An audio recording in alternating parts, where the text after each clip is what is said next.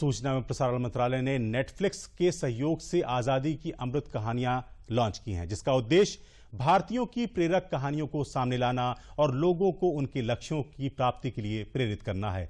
इस श्रृंखला में आइए देखते हैं अंशु जेमशेंपा की ये प्रेरणादायी कहानी। 75 साल की आजादी इस देश की महिलाओं की हकीकत है। उनके हर सांस में है आजादी। अगर किसी ने कोई चीज करी नहीं है तो इसका मतलब ये नहीं है कि आप वो नहीं कर सकते हो। और हर जीत में है आजादी। When you do something out of the box, it's very important to push the norms.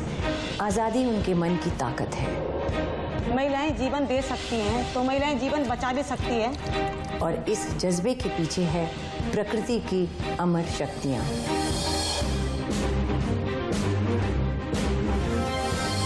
तो तैयार हो जाइए 7 प्रेरणादायक महिलाओं की आजादी की अमृत कहानियां जल्द ही सुनने के लिए। सूचना एवं प्रसारण मंत्रालय और नेटफ्लिक्स द्वारा प्रस्तुत।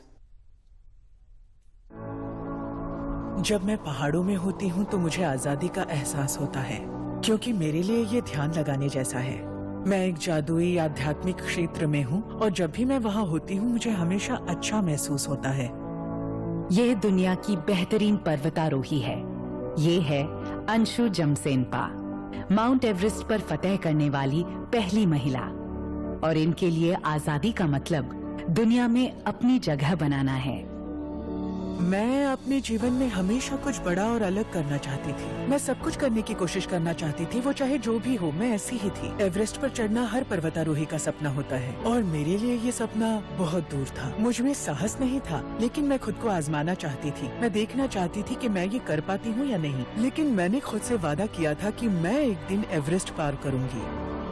शारीरिक स्वास्थ्य से ज्यादा जरूरी है कि आप मानसिक रूप से स्वस्थ रहें। आपको केवल शारीरिक, आर्थिक और मानसिक रूप से खुद को परखना नहीं है, बल्कि हर मामले में आपको आगे बढ़ने की जरूरत है। मैं अपने शेरपा से लगातार पूछती रही, आपको क्या लगता है, क्या मैं एवरेस्ट चढ़ पाऊंगी? वो कहते थे कि मैं आपको विश्वास दिलाता हूँ, आप केवल एक बार नहीं बल्कि 2 बार चढ़ सकती हो। तो वहीं से मुझे सुझाव आया। 2011 में मैं इसे 1 हफ्ते से भी कम समय में करना चाहती थी, लेकिन मैं ऐसा नहीं कर सकी। इसलिए 2017 में मैं फिर गई और मैंने इसे 5 दिनों में कर दिखाया। और मैंने 2 बार एवरेस्ट फतेह कर ये वर्ल्ड रिकॉर्ड बनाया है। पर्वतारोहण निश्चित रूप से एक पुरुष प्रधान खेल है, तो इसी बात से मैं प्रेरित हुई। मैंने कभी नहीं सोचा कि मैं एक औरत हूँ या मैं नहीं कर पाऊंगी। ये सारे विचार मैंने अपने दिमाग में कभी आने ही नहीं दिए, क्योंकि यही आपको कमजोर बनाता है और भेदभाव वहीं से शुरू होता है। मैं प्रकृति की शक्ति हूँ। मैंने काफी ऊंचाइयाँ हासिल की हैं, लेकिन मेरा सफर अभी खत्म नहीं हुआ है। उम्मीद है कि मेरी कहानी आपको अपने सपनों को साकार करने के लिए प्रेरित करेगी।